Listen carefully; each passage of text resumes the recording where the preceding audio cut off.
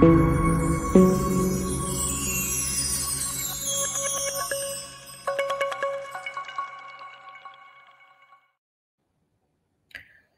నమస్కారం అండి. మనం సంక్షిప్త శ్రీమద్ దేవి భాగవతం చదువుకుంటున్నాం. 8 అధ్యాయాలు కంప్లీట్ చేసుకున్నాం రెండవ స్కందంలో. ఇప్పుడు 9, 10 చదువుకుందాం. రురుడు తన అర్ధాయువునొసగి ప్రమద్వరను బ్రతికించుకొనుట, తక్షకుడు ఒసగిన ధనమును గైకొని మంత్రవిదుడగు కశ్యపుడు తిరిగి వెళ్ళిపోవుట, ఫలమునందు క్రిమి రూపమున తక్షకుడు పరీక్షిత్తును చేరి కాటువేయుట, పరీక్షిత్తు మరణము. పరీక్షిత్తు నుడివెను. మునివరుడగు రూరుని మనస్సు ఖిన్నమయ్యెను. ఆయన ఆశ్రమమునకు వెళ్ళి నిద్రించెను. దీనుడై ఉన్న అతనిని చూచి, రూరు, నీవెందుకు ఉదాసీనుడుగానున్నావు అని తండ్రి అడిగెను. తండ్రితో అప్పుడు రూరుడు, స్థూలకేశుడను ముని ఆశ్రమమునందు ప్రమద్వరయను కన్య కలదు. నేనామెను వివాహమాడదలచితిని అని పలికెను. పుత్రుని మాటలను విని అదే క్షణమున ప్రమతి మునివరుడగు స్థూలకేశుని దగ్గరకు వెళ్ళెను. అతనికి నచ్చజెప్పి తనకనుకూలముగా చేసుకొనెను. తదుపరి ప్రమద్వరను యాచించెను. శుభముహూర్తమున కుమారునితో ఈమెకు వివాహము జరిపించదనని స్థూలకేశుడు మాటిచ్చెను. ప్రమతి స్థూలకేశుడు ఈ ఇరువురు మహాత్ములు తపోవనమునందు దగ్గరనే ఉండి వివాహమునకు ఏర్పాట్లు చేయుచుండిరి. ఒకనాడు చక్కటి నేత్రముల గల ప్రమద్వర ఇంటి ఆవరణమునందు తిరుగుచుండెను. అచట అలసిపోయిన ఒక పాము పడి ఉండెను. ప్రమద్వర కాలు తగలగనే అది ఆమెను కాటువేసెను. వెంటనే ఆమె విగత ప్రాణి అయి నేలకొరిగెను. అన్ని వైపులా హాహాకారములు వ్యాపించెను. మునులందరూ అచటికి వచ్చిరి. వారందరును మిగుల దుఃఖించుచుండిరి. భూమి మీద మరణించి పడి ఉన్న పుత్రికను చూచి తండ్రి దుఃఖమునకు అంతు లేకుండెను. చనిపోయినప్పటికీ కూడా ఆమె శరీరమునందు వన్నె తగ్గలేదు. ఆమె అంతటి తేజస్సంపన్నురాలు. ఆమె మృతి వార్తను విని రూరుడు కూడా ఏడ్చుచు విలపించుచు అచటికి చేరెను. మృతురాలైన కన్య భూమి మీద పడి ఉండగా అతడు చూచెను. ఆమె జీవించి ఉన్నట్లే కనిపించుచుండెను. స్థూలకేశుడు అచటనున్న మునులందరూ శోకసాగరమునకు మునిగిరి. వారిని చూచి రూరుడు అచటి నుండి బయటకు వెళ్ళిపోయెను.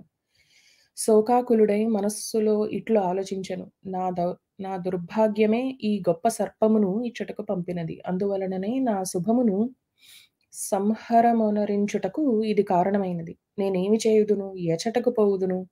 నా ప్రాణప్రియురాలు ఈ లోకము నుండి వెళ్ళిపోయెను. నేను మిగుల భాగ్యహీనుడను. కనుకనే ఈమెను పాణిగ్రహము చేయజాలకపోతిని. అగ్నియందు ఈమెతో కూడి లాజాహుతిని సమర్పించు భాగ్యము నాకు కలగలేదు. ఆమె లేని ఈ మానవ జీవితము వ్యర్థము. నేనిప్పుడు ప్రాణములను వదులుటయే సముచితము.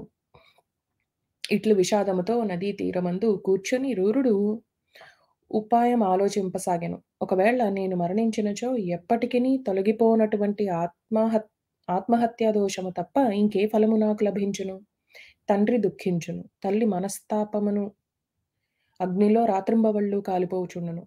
నేను మరణించుటను చూచి నా దుర్భాగ్యము తప్పక మిగుల సంతసించును. దీనివలన చనిపోయిన నా ప్రియురాలగు ప్రమద్వరకు ఉపకారం ఏమీయును జరగదు. వియోగము చేత వ్యాకులతకు లోనై స్వయముగా ఆత్మహత్య చేసుకొనినచో పరలోకమందున్న ప్రమద్వర ఆత్మఘాతినగు నాకు పత్నియగునన్నది కూడా అసంభవమే. కనుక నేను ప్రాణములు పరిత్యజించినచో అనేక దోషములు కలుగును.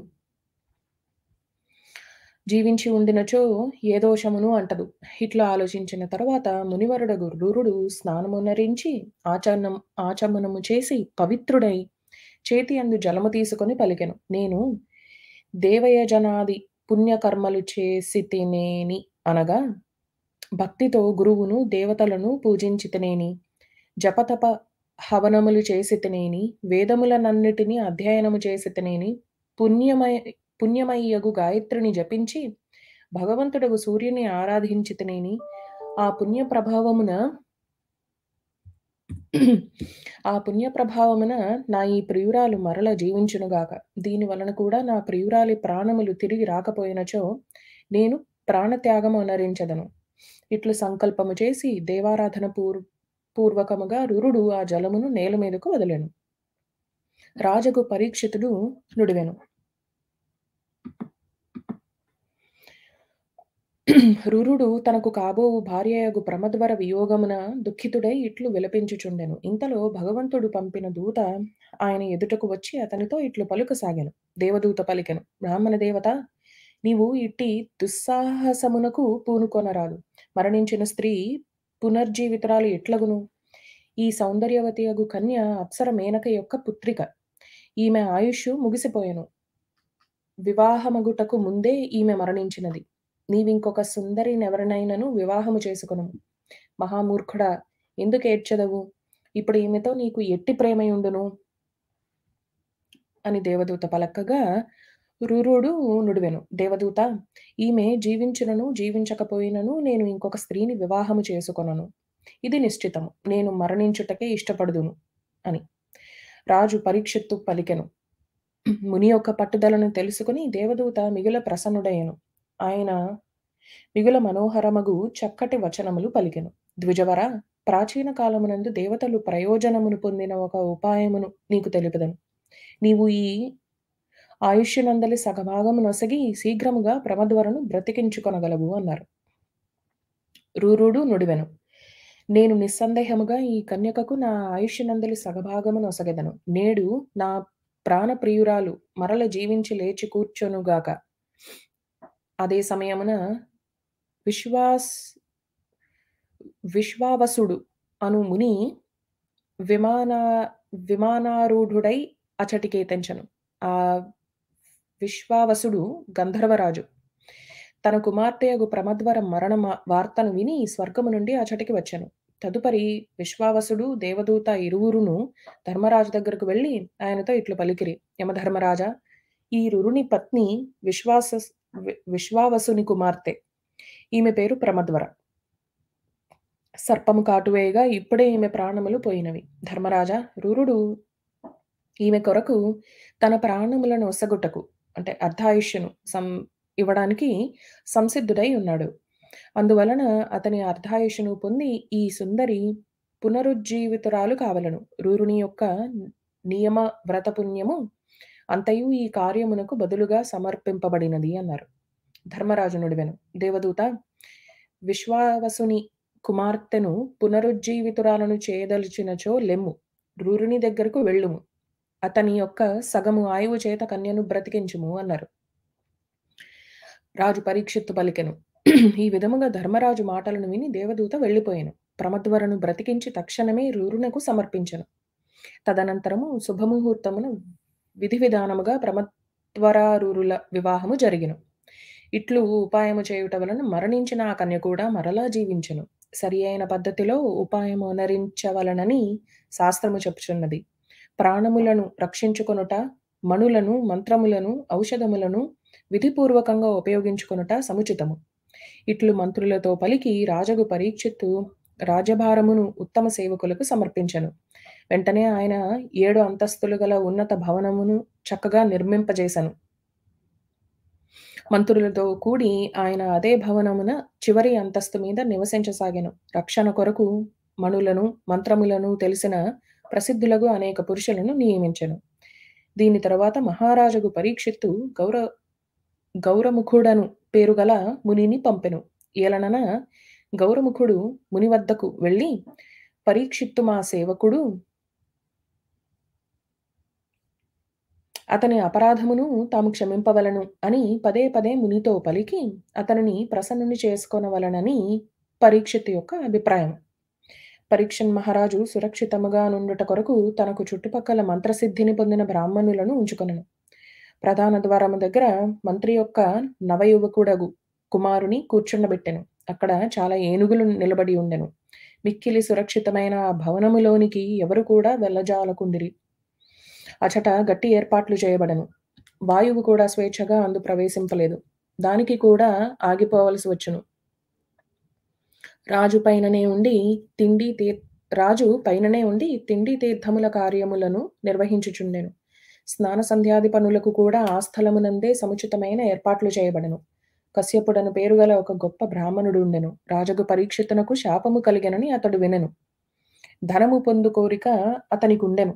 పరీక్షిత్తు బ్రాహ్మణునిచే శపింపబడి ఉన్న చోటికే నేను వెళ్ళెదను అని అతడు నిర్ణయించుకొనెను. అట్లు తలంచి ఆ బ్రాహ్మణుడు తన ఇంటి నుండి బయలుదేరెను. మునివరుడగు కశ్యపుడు మంత్రశాస్త్రమునందు మిగుల నిపుణుడు.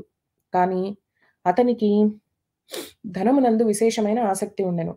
సూతుడు నుడివెను. పరీక్షన్ మహారాజునకు కలిగిన శాపమును తక్షకుడు తెలుసుకొనెను. అందువలన కశ్యపుడు ఇంటి నుండి బయలుదేరిన దినముననే తక్షకుడు కూడా సుందరమైన మానవ రూపమును ధరించి తన ఇంటి నుండి బయలుదేరెను. అతడు వృద్ధ బ్రాహ్మణుని రూపమున నుండెను. త్రోవలో పరీక్షన్ మహారాజు దగ్గరకు పోవుచున్న కశ్యప బ్రాహ్మణుడు అతనికి కనిపించెను. అప్పుడు తక్షకుడు మంత్రవిధుడైన బ్రాహ్మణుని అడిగెను, మహానుభావ, ఇంత ఆతురతతో ఎచటికి వెళ్చున్నారు? ఏ కార్యమును నిర్వహింప కోరుచున్నారు అని అడిగారు. కశ్యపుడు నుడివెను. మహారాజుగు పరీక్షితుని తక్షకుడను పాము కాటువేయును. మహారాజు శరీరము నుండి ఆ విషాగ్నిని దూరము చేయుటకు నేను తొందరగా వెళ్ళుచున్నాను.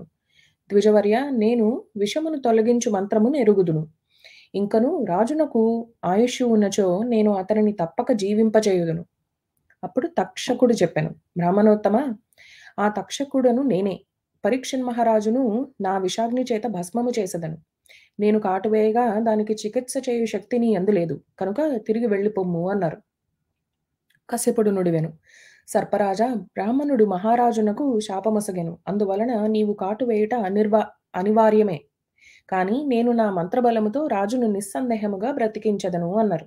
తక్షకుడు పలికెను, బ్రాహ్మణ, నీవు మిగుల పవిత్రాత్మవు. నీవు నేను కాటువేసిన మహారాజుకు పరీక్షితును బ్రతికింప వెళ్ళుచున్నచో మొదట నీ మంత్రబలమును దయచేసి నాకు చూపుము. ఇప్పుడే నేను ఈ వటవృక్షమును విషముతో నిండిన పళ్లతో కాటువేసి భస్మమొనరించెదను అన్నారు. కశ్యపుడు చెప్పెను, సర్పరాజా, నీవు కాటువేసి భస్మమొనరించిన ఈ వృక్షమును మరలా పచ్చదనముతో నిండునట్లు చేసెదను అన్నారు. సూతుడు నుడివెను. తదనంతరము తక్షకుడు ఆ వృక్షమును కాటువేసి తన విషాగ్నితో దానిని బూడిద చేసెను. వెంటనే కశ్యపునితో, ద్విజశ్రేష్ఠ, నీవు దీనిని మరలా జీవింపజేయము అని పలికెను. సర్పం యొక్క విషముతో భస్మమైన వృక్షమును చూచి కశ్యపుడు ఆ బూడిదనంతయు ప్రోగు చేసెను. అతడిట్లు పలికెను, గొప్ప విషమును గ్రక్కు సర్పరాజా, ఇప్పుడు నా మంత్రబలమును చూడుము. నీ ఎదుటనే నేను వటవృక్షమును మునుపటి వలె పచ్చదనముతో నిండునట్లు చేసెదను. ఇట్లు పలికి సంపూర్ణ మంత్రవేత్తయగు కశ్యపుడు జలమును చేతియందు ఉంచుకొని మంత్రముతో అభిమంత్రించి దాని నా బూడిద మీద చల్లెను. దాని మీద జలకణములు పడుటతో ఆ వటవృక్షము మరలా మునుపటి వలె చక్కని స్థితిని పొందెను. ఇదంతయు చూచి తక్షకునకు మిగుల ఆశ్చర్యము కలిగెను. అతడు కశ్యపుని, బ్రాహ్మణ, నీవు ఇంత శ్రమ ఎందుకు పడుచున్నావు? నీకేమి కావలయునో తెలుపుము, దానినిప్పుడే నీకొసగెదను. అప్పుడు కశ్యపుడు పలికెను, నాగరాజా, నాకు ధనము యొక్క అవసరమున్నది. మహారాజుకు పరీక్షితునకు శాపము కలిగెను. అతనిని పాము కాటువేయును. నా మంత్రవిద్యతో అతనికి ఉపకారమునరించెదను.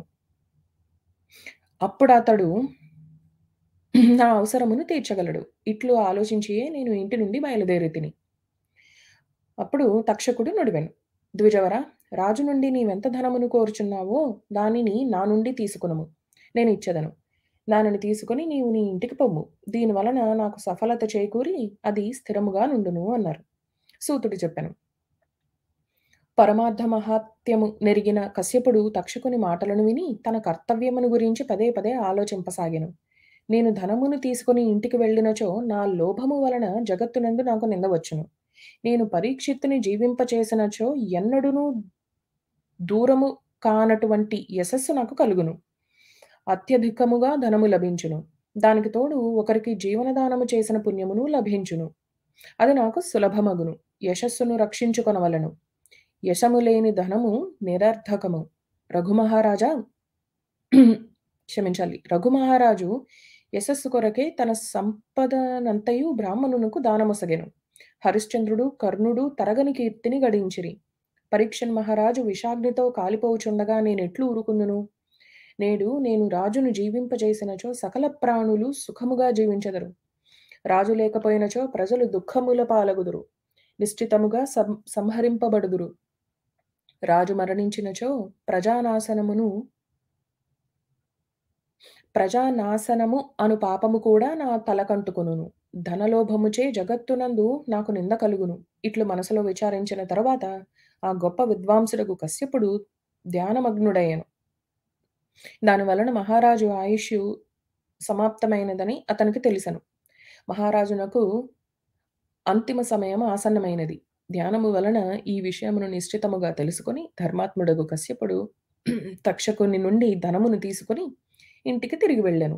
కశ్యపుని మరలించి 7వ దినమున రాజగు పరీక్షిత్తుని ప్రాణములను హరించుటకు తక్షకుడు మిగుల ఆతురతతో హస్తినాపురమునకు వెళ్ళెను. నగరము యొక్క చివర ఉన్నత భవనమునందు పరీక్షిన్ మహారాజు ఆసీనుడై ఉండెను. మిగుల జాగ్రత్తతో మణులను, మంత్రములను, ఔషధముల ఏర్పాటుతో అతని రక్షణ జరుగుచుండెను. అప్పుడు తక్షకుడు మిగుల చింతించెను. కాటు వేయలేనిచో బ్రాహ్మణుడు నాకు శాపమొసగును. ఈ భయముతో అతని మనస్సు మిగుల వ్యాకులతకు లోనగుచుండెను. ఈ ఉన్నత భవనమును నేనెట్లు చేరుదును అని అతడు ధ్యానపూర్వకముగా ఆలోచించసాగెను. ఈ రాజునకు బ్రాహ్మణుడు శాపమొసగెను. ఈ మూర్ఖుడు ఈ బ్రాహ్మణునకు దుఃఖము కలగజేసెను. తపస్సు చేసుకొని ముని యొక్క మెడలో మరణించిన సర్పమును వ్రేలాడదీసినట్టి దుష్టుడగు రాజు ఎవ్వరునూ పాండురాజ వంశమునందు లేరు. ఈ గృణిత కర్మను గృణీత ఓకే. ఈ గృణిత కర్మను చేసిన రాజునకు అంతిమ సమయం ఆసన్నమయ్యెను. ఈ చెడు ఫలితమును అనుభవించవలసి వచ్చుచున్నది. ఇది తెలుసుకుని ఆ భవనమునకు రక్షకులను ఏర్పాటు చేశాను.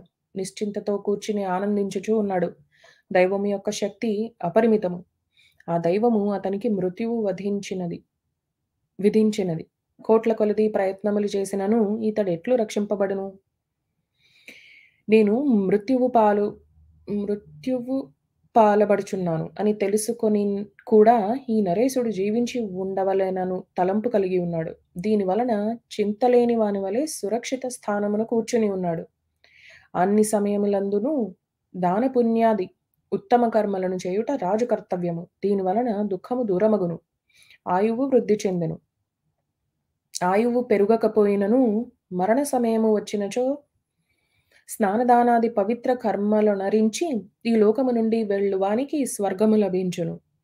లేనిచో నరకయాతనలను అనుభవించవలసి వచ్చును. ఈ రాజునకు బ్రాహ్మణునకు బాధ కలిగించిన పాము ఉండనే ఉన్నది. భయంకరమైన విప్రశాపము వేరుగానున్నది. మృత్యువు ఘడియలు సమీపించినవి. వీనినెవ్వరూనూ ఆపలేరు. బ్రాహ్మణుని ద్వారా నిర్ధారింపబడిన మృత్యువు అనివార్యమని చెప్పగలిగిన సమర్థుడైన బ్రాహ్మణుడు కూడా ఇతని దగ్గర లేడు. ఇట్లా ఆలోచించిన తరువాత తక్షకుడు తన దగ్గరనున్న చాలా మంది నాగులను తాపసుల రూపమున రాజు దగ్గరకు పంపెను. వారు ఫలమూలములను తీసుకొని రాజభవనమునకు వెళ్ళిరి. స్వయముగా తక్షకుడు ఒక చిన్న క్రిమి అయి ఒక ఫలమునందు కూర్చొనెను. అచటకు వెళ్ళుటకు ఉత్సుకుడయ్యెను.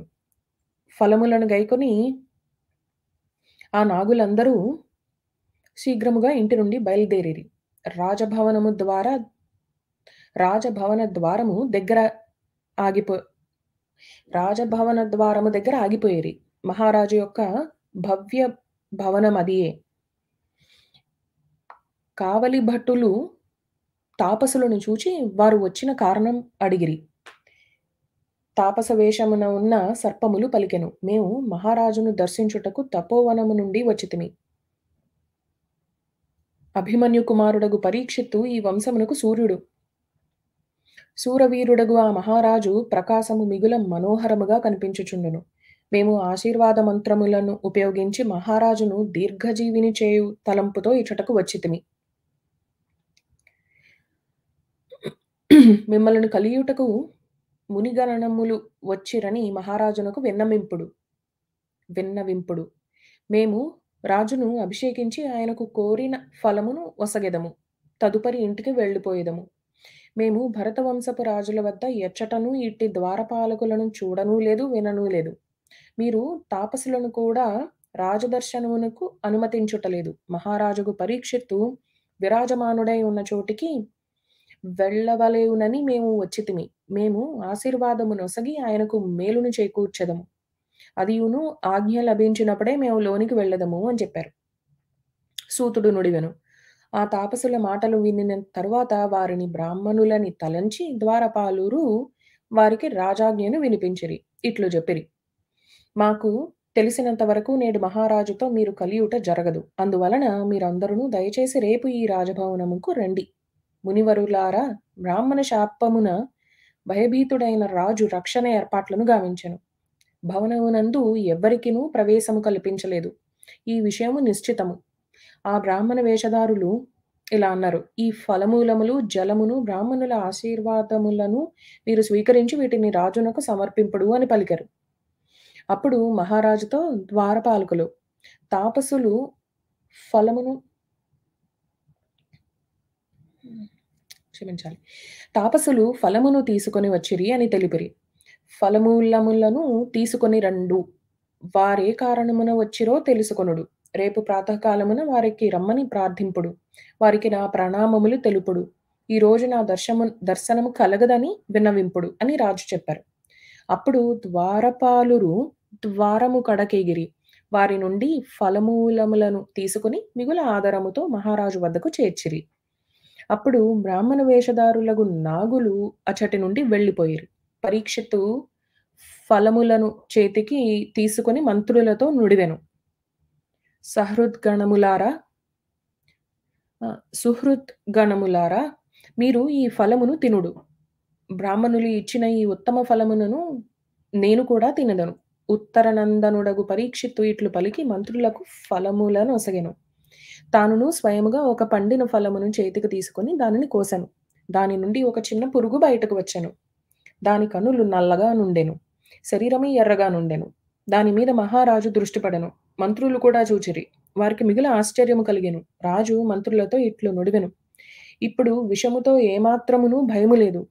ఇప్పుడే సూర్యుడు అస్తమించబోచున్నాడు. నేను బ్రాహ్మణ శాపమును శిరసావహించుచున్నాను.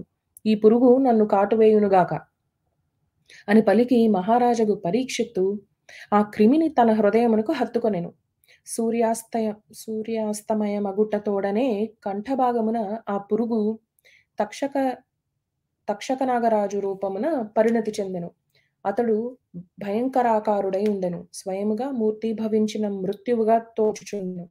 రాజు శరీరమునకు చుట్టుకొని కాటువేశను. మంత్రుల ఆశ్చర్యమునకు అవధి లేకుండెను. వారు మిగుల శోకాకులురై రోదించసాగిరి. ఆ భయంకరమైన సర్పమును చూచి మంత్రుల గుండెలు కంపింపసాగెను. వారు పరుగిడిపోయిరి. ద్వారపాలురందరూ హాహాకారములు సలుపసాగిరి. తక్షక సర్పము పడగతో రాజును ఆక్రమించగనే పరీక్షిత్తు అమిత శక్తిమంతుడైనను ఆయన జవసత్వములు ఉడిగిపోయెను. ఏమియూ మాట్లాడలేకుండెను. హెచ్చటికిని వెళ్ళలేకుండెను. తక్షకుని నోటి నుండి అగ్నిజ్వాల వలె భయంకర విషము వెలువడెను. రాజు శరీరము కుప్పకూలెను. తక్షణమే మహారాజు ప్రాణములు ఎగిరిపోయెను. రాజు జీవితమును అంతమొందించి ఆ సర్పము ప్రాణులను దహించుచు ఆకాశమునకు వెళ్ళిపోయెను. భూతలమందు ప్రాణులు దానిని చూచుచూ ఉండిపోయిరి. ప్రాణములు వెళ్ళిపోగానే కాలిన వృక్షము వలె పరీక్షిత్తు భూమి మీద పడిపోయాను. ఆయన మృత్యువును చూచి అచటి వారందరూ హృదయ విదారకముగా విలపించుచుండిరి. దీంతో మనం 9, 10 అధ్యాయాలు చదువుకున్నామండి ఇప్పుడు. మళ్ళీ వచ్చే సెషన్‌లో మళ్ళీ కలుద్దాం. అందరికీ నమస్కారం.